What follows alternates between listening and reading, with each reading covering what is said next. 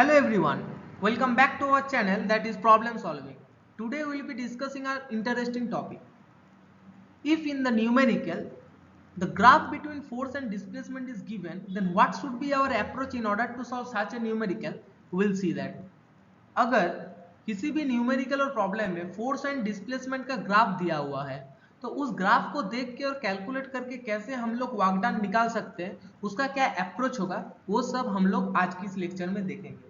पिछले जो भी लेक्चर्स हम लोगों ने अपलोड किया था उसमें फोर्स और डिस्प्लेसमेंट का डायरेक्ट मैग्नीट्यूड दिया होता था कि force is 35 newton and displacement is 15 metre, then what will be the work done. ऐसे करके क्या था, फोर्स एंड डिस्प्लेसमेंट का कोई मैग्नीट्यूड दिया हुआ था और like suppose force and displacement का बीच में एंगल दिया हुआ था तो वर्क डन हम लोग निकाल सकते थे। W equals to what, F S cos theta, वो फॉर्मूला अप्लाई करके। और पिछले वाले वीडियो में क्या देखा था कि अगर फोर्स डिस्प्लेसमेंट के साथ वेरी हो रहा है, अब force is varying with the displacement x, like suppose f equals to 3x और f equals to x plus x cube, then what will be the display, what will be the work done. ये सभी हम लोग discuss कर चुके हैं। आज की इस लेक्चर में हम लोग देखेंगे कि फोर्स और डिस्प्लेसमेंट का, फोर्स और डिस्प्लेसमेंट का अगर ग्राफ दिया हुआ है, कैसा ग्राफ, यहाँ पे इस स्लाइड में तुम लोग देख सकते हो कि यहाँ पे F है, F means what, applied force, X is what, displacement. यहाँ पे फोर्स एंड डिस्प्लेसमेंट के साथ क्या है, ग्राफ दिया हुआ है। A graph is plotted between this force and displacement. यहाँ पे F वर्सेस x का एक क्या दिया हुआ है, ग्राफ दिया हुआ है। इस ग्राफ को कैलकुलेट कैसे करेंगे, वर्क डन निकालने के लिए वो हम लोग आज देखेंगे। What should be our approach in order to solve such a numerical when force and displacement graph is given? We'll see that. तो चलो शुरू करते हैं। Work done calculation by force displacement graph. Okay, let me tell you one thing. यहाँ पे जो applied force है वो क्या है, एक्स डिस्प्लेसमेंट के साथ वेरी हो रहा है। Here the force is varying with the displacement x. देखो इस ग्राफ को ध्यान से देखो। यहाँ पे ऑब्जेक्ट इनिशियल पोजीशन कहाँ पे था, एक सफिक्स ए पॉइंट में ऑब्जेक्ट इनिशियल पोजीशन में था। लेट सपोज ऑब्जेक्ट मूव कर रहा है कहाँ से लेकर कहाँ तक, ए से लेकर बी तक, मतलब यहाँ से लेकर यहाँ तक ऑब्जेक्ट मूव कर रहा है। दो पॉइंट यहाँ पे एज्यूम कर रहा हो कि ए से लेकर बी तक ऑब्जेक्ट मूव कर रहा है, तो ए से लेकर बी तक में कितना वर्क डन होगा, ए से लेकर बी तक जो डिस्प्लेस हुआ है ऑब्जेक्ट उसमें क्या वर्क डन होगा। देखो यहाँ पे डिस्प्लेसमेंट कहाँ से लेके कहाँ तक हो रहा है, एक सफिक्स कैपिटल ए से लेके एक सफिक्स स्मॉल ए तक। लेट सपोज इसको एक्स बी मान लेते हैं, इसको क्या मान लेते हैं, एक्स बी। तो object is then object is moving from x a to x b.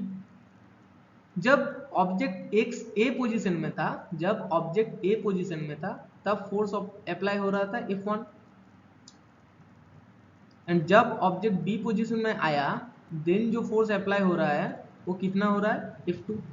तो here force is not constant, here force is varying with the displacement x।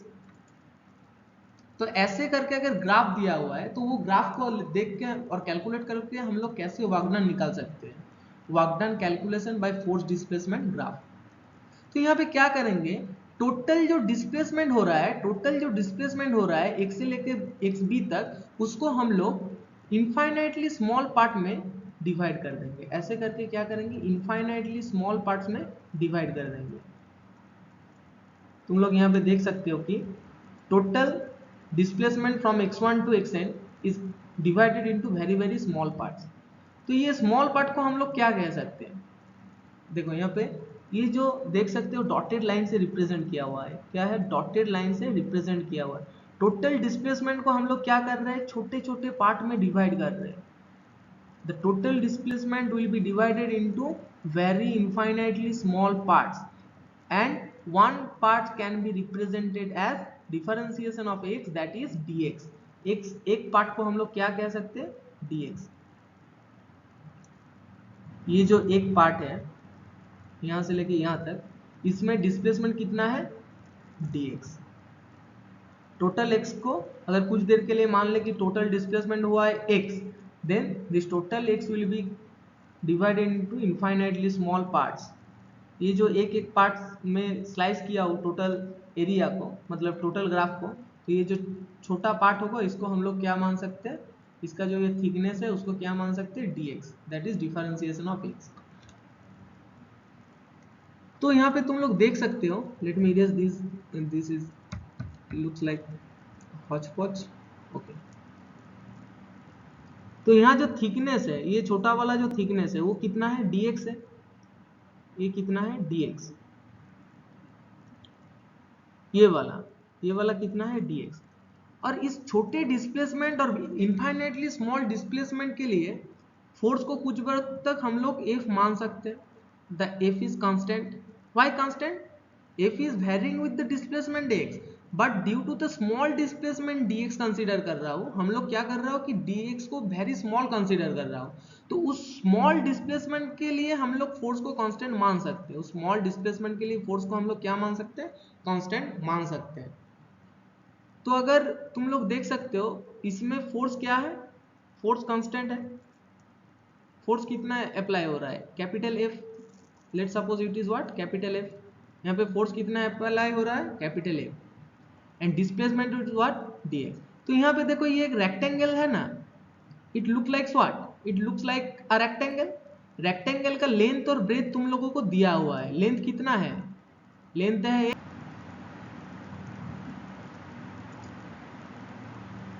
Okay this one.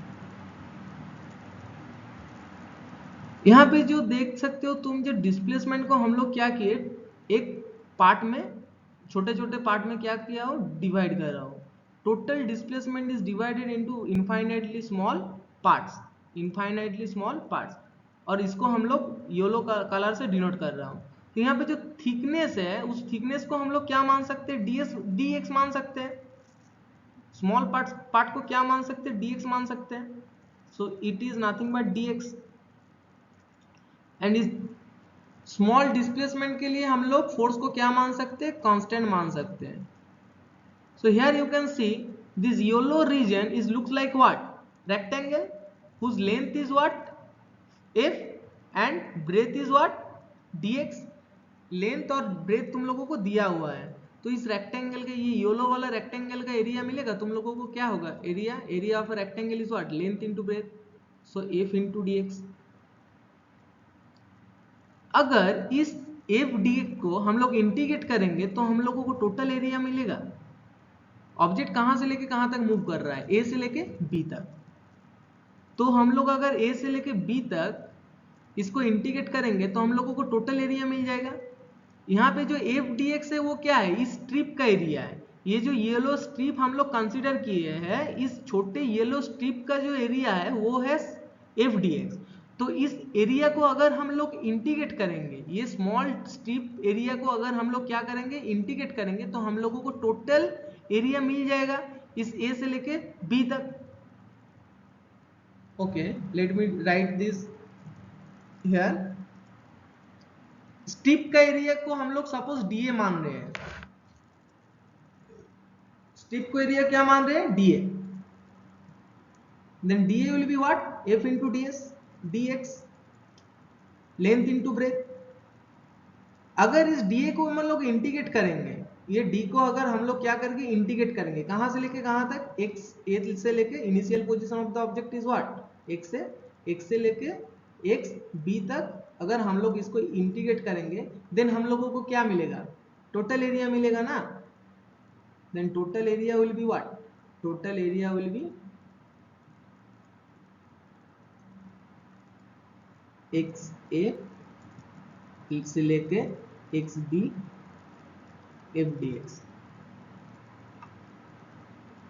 F D X, F D X. I hope it is clear for you. Up to this, I hope clear.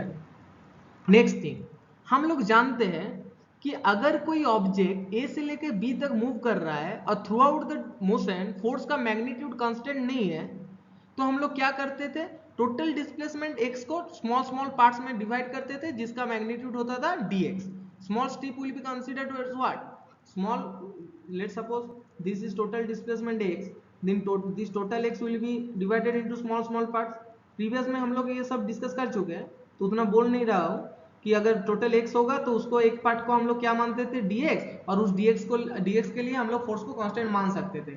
Then हम लोग कहते थे कि जो work done होगा वो कितना होगा, वर्क डन होगा स्मॉल वर्क डन कितना होता था, dw equals to f into d x, because work is nothing but what, product of force and displacement. तो अगर इस एफ डी एक्स को अगर हम लोग इंटीग्रेट करेंगे तो हम लोगों को टोटल वर्क डन मिल जाएगा। तो late me erase this things, I will direct right the formula. So we know that also when the force is varying with the displacement, we can write that work is integration of f dx, work is integration of f dx। Object कहां से लेके कहां तक move कर रहा है, access से लेके, यहाँ पे ग्राफ में कितने से कितना, एक्सेस से लेके एक सफिक्स a से लेके एक सफिक्स b तक मूव कर रहा है, एक सफिक्स a से लेके एक सफिक्स b तक। Okay, let me summarise this things once. Okay, ये हम लोग फिर से एक बार बोल रहे हैं। मैं क्या बोल रहा हूँ कि यहाँ पे अगर फोर्स एंड डिस्प्लेसमेंट का ग्राफ दिया हुआ तो हम लोग क्या करेंगे कि टोटल डिस्प्लेसमेंट को स्मॉल स्मॉल स्ट्रिप में भाग करेंगे।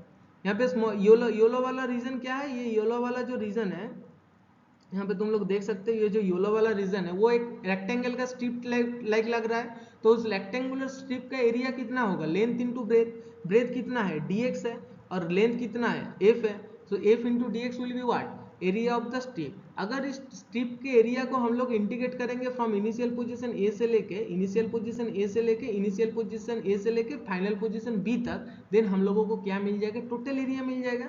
That's why we are getting what, total area. इस टोटल एरिया मिल जाने के बाद हम लोग जानते हैं कि अगर कोई भी फोर्स वेरी कर रहा है डिस्प्लेसमेंट के साथ from A position to B position, और डिस्प्लेसमेंट को अगर कुछ वक्त के लिए हम लोग x मान ले, देन हम लोग उस डिस्प्लेसमेंट को अगर स्मॉल स्मॉल पार्ट्स में डिवाइड करके इंटीग्रेट करेंगे तो हम लोग को क्या मिलता था, work done equals to x से लेके इंटीग्रेशन ऑफ x से to x B F D x. तो तुम लोग देख सकते हो कि जो ये वाला पार्ट है, मतलब 1 मिनट, यहाँ पे देख सकते हो कि जो ये वाला पार्ट है एंड जो ये वाला पार्ट है वो दोनों सेम है, वो दोनों क्या है, सेम है। येलो करके जो मैंने ड्रॉ किया वो क्या था, ड्रॉ किया था वो सब दोनों क्या था, सेम था। यहाँ पे क्या है, a से a equals to what, from integration of x से to x B F D x, यहाँ पे w equals to what, x से लेके x B F D x, दोनों सेम है। ये वाला क्वांटिटी भी सेम है, ये वाला क्वांटिटी भी सेम है। तो मैं बोल सकता हूँ कि a equals to W, a equals to W, W is what, W is the work done by this force f, work done by this force f due to the displacement of the object from a to b। a से लेके b तक अगर object move कर रहा है इस f force के लिए वजह से, तो वर्क डन कितना होगा, w। वो w उसको हम लोग क्या निकालना पड़ेगा, उसको हम लोगों को निकालना पड़ेगा ना, वर्क डन कैलकुलेशन कर रहा हो तो वर्क डन निकालना पड़ेगा। और वो वर्क डन किसका सेम है, ये जो ग्राफ है उस ग्राफ का जो एरिया है, उस ग्राफ का एरिया का क्या है, सिमिलर है। This is same as the area of the graph plotted between or enclosed by the graph plotted between force and displacement। Force and displacement के ग्राफ के जो एरिया होता है, ग्राफ का जो एरिया होता है वही क्या शो करता है, उस डिस्प्ले सॉरी उस वर्क डन को क्या कर रहा है, शो कर रहा है। I hope this is clear. Area यहाँ पे देखो लिखा हुआ है कि area under the force displacement का, फोर्स एंड डिस्प्लेसमेंट का काफ का जो एरिया होता है, देखो यहाँ पे रेड कलर से मैं शो कर रहा हूँ, यहाँ पे फोर्स एंड डिस्प्लेसमेंट का जो क्या है, एरिया है, फोर्स डिस्प्लेसमेंट काफ का जो एरिया है वो क्या शो कर रहा है, वर्क डन शो कर रहा है with proper algebraic sign. Algebraic sign means अगर force curve is plus Y direction में है तो प्लस वाई कंसीडर करेंगे, मतलब प्लस कंसीडर करेंगे। अगर इस माइनस वाई के कोऑर्डिनेट के अलोंग होगा ग्राफ तो हम लोग उसको नेगेटिव कंसीडर करेंगे, वो हम लोग देखेंगे न्यूमेरिकल में कैसे क्या करके होता है। मैं सब अभी तक इतना बोल रहा हूँ कि जो भी ग्राफ होगा उस ग्राफ का जो एरिया होगा, फोर्स एंड डिस्प्लेसमेंट का जो ग्राफ होगा उस ग्राफ का जो एरिया होगा वो एरिया ही हम लोगों का वर्क डन होगा। और कैसे करके आया वो सब मुझे लगता है कि तुम लोग समझ गए हो, ठीक है। तो एक न्यूमेरिकल करते हैं इसके ऊपर। क्या न्यूमेरिकल है, figure shows the force displacement graph for a moving body. Here the graph between force and displacement is plotted.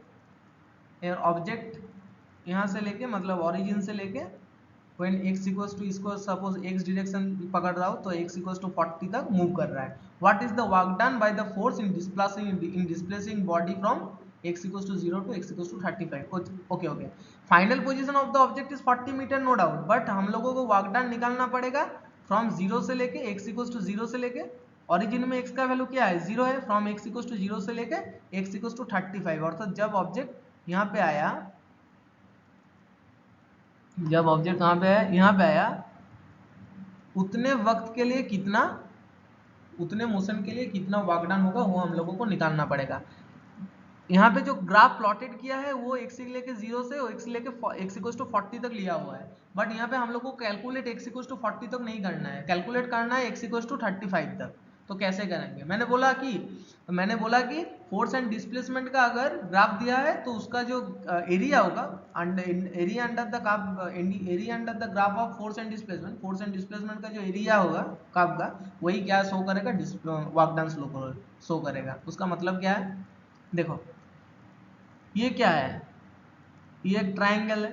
What is this, this is a triangle. Triangle का एरिया कितना होगा, A1 कंसीडर कर रहे हैं, triangle का area होगा half into base into height. Half, base कितना है, बेस तुम लोग देख सकते हो from 0 to 10, so base will be what 10, base will be what 10, and height is what, height is also 10. So A1 means area of this triangle. Which triangle? Area of this triangle only. ये जो triangle का area है वो हम लोग निकाल रहे हैं. ट्रायंगल का एरिया कितना है, the area of this triangle is nothing but 100 divided by 2, that is 50 joule. That is 50 joule. देखो फोर्स न्यूटन में है और डिस्प्लेसमेंट मीटर में है, तो वर्क डन किस में आएगा, एसआई यूनिट जूल में आएगा. 10 10 से 100 divided by 2, that is 50 joule. So ये ट्रायंगल का एरिया कितना हुआ, 50 हुआ. That's why the work done for displacing the body from 0 से लेके 10 तक, x इक्वल्स टू 0 से लेके x इक्वल्स टू 10 तक ऑब्जेक्ट को मूव करने के लिए कितना वर्क डन हुआ, 50 जूल. यहाँ पे देखो सेकेंड जो पार्ट है, सेकेंड पार्ट कितना है, सेकेंड पथ मतलब ये जो ग्रीन कलर से मैं शो कर रहा हूं, ये एक रेक्टेंगल लग रहा है. It looks like what, it looks like a rectangle.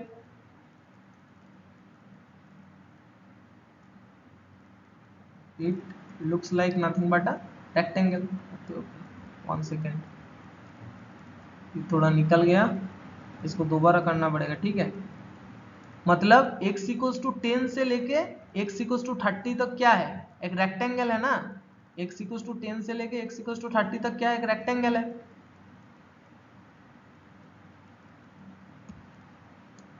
ये वाला जो ग्रीन कलर से मैंने क्या किया, कवर किया, उसको हम लोग लेंगे अभी.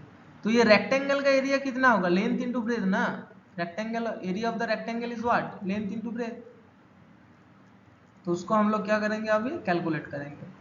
तो वो कितना होगा, वो होगा 1 minute, let me cover this properly. तो इस रेक्टेंगल का एरिया कितना होगा, उसको हम लोग A2 मान रहे हैं. A2 equals to what, A2 is the area of this rectangle, that will be length into breath.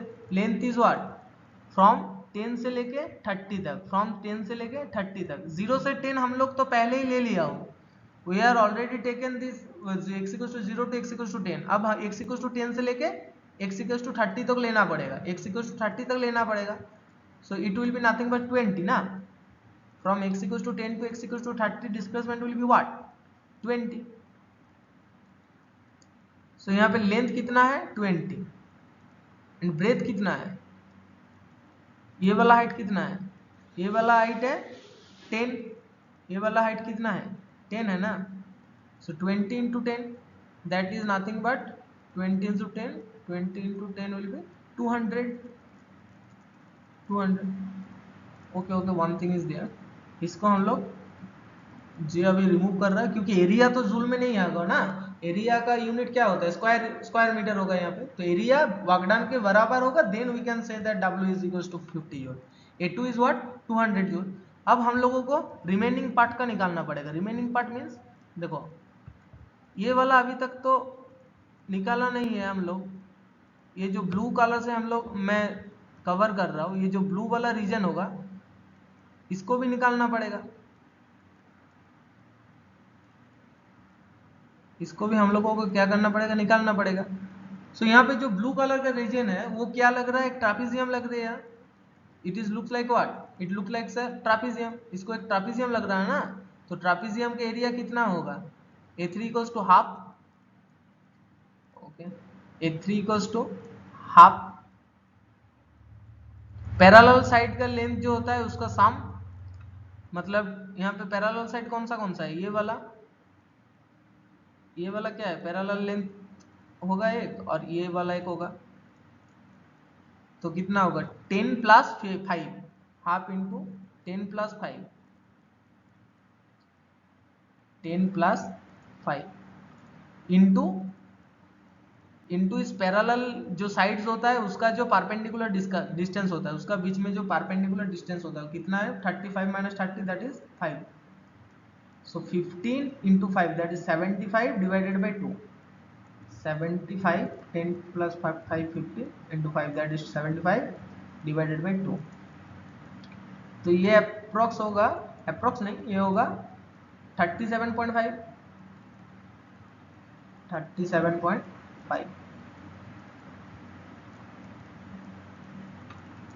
तो टोटल एरिया कितना होगा, total area 80, total area 80 will be what, A1 plus A2 plus A3 and it will be 200 plus 50 that is 250 plus 37.5 that is 287.5, 287.5। तो ये जो total area होगा ये किसका same होगा, ये वर्क डन का सेम होगा जब बॉडी को डिस्प्लेस किया हुआ है x इक्वल्स टू 0 से लेके x इक्वल्स टू 35 तक। तो हम लोगों का वर्क डन मिलेगा फ्रॉम x इक्वल्स टू 0 से लेके x इक्वल्स टू 35 तक कितना, इक्वल्स टू 80, 80 जितना होता है वही होगा। 80 कितना मिला हम लोगों को, total area is what, nothing but 287.5 and the unit will be what, joule, 287.5 joule, 287.5 joule. अगर इसी प्रॉब्लम में हम लोगों को दिया होता कि x इक्वल्स टू 0 से लेके x इक्वल्स टू 40 तक कैलकुलेट करो, x इक्वल्स टू 40 तक कैलकुलेट करो, तो हम लोगों को ये वाला जो रीजन हम लोगों ने नहीं कंसीडर किए थे इसको भी कंसीडर करना पड़ता, देन हम लोगों को जो वर्क डन मिलता वो x से लेके 0 से x इक्वल्स टू 30 तक होगा। बट यहाँ पे जो बॉडी का डिस्प्लेसमेंट हुआ था वो हम लोगों को बोला है कि x इक्वल्स टू 0 से लेके x इक्वल्स टू 35 तक कंसीडर करना, उसको उसमें कितना वर्क डन होगा वो तुम लोग कैलकुलेट करो। तो वो हम लोग इसमें किया होगा, क्या किया कि ग्राफ का कितना एरिया होगा वो हम लोगों ने पहले कैलकुलेट किया और जो भी एरिया होगा वही वर्क डन का सेम होगा, वो हम लोग प्रीवियस मतलब पिछले स्लाइड में प्रूव भी कर चुके हैं। तो I hope this is clear for you. Next lecture में हम लोग क्या करेंगे, इस टॉपिक के ऊपर ही मतलब ग्राफ को देख के और ग्राफ को कैलकुलेट करके कैसे हम लोग वर्क डन निकालेंगे वो उसमें बेस्ड हम लोग कुछ न्यूमेरिकल फिर से देखेंगे। तो उसके आज के लिए इतना ही बस, और अगले बार जो फर्दर लेक्चर्स आएंगे उसमें हम लोग इस टॉपिक के ऊपर बेस्ड बहुत सारे न्यूमेरिकल्स करेंगे। तो अगर तुम लोग फॉलो कर रहे हो उस चैनल को तो लाइक करना और सब्सक्राइब भी करना।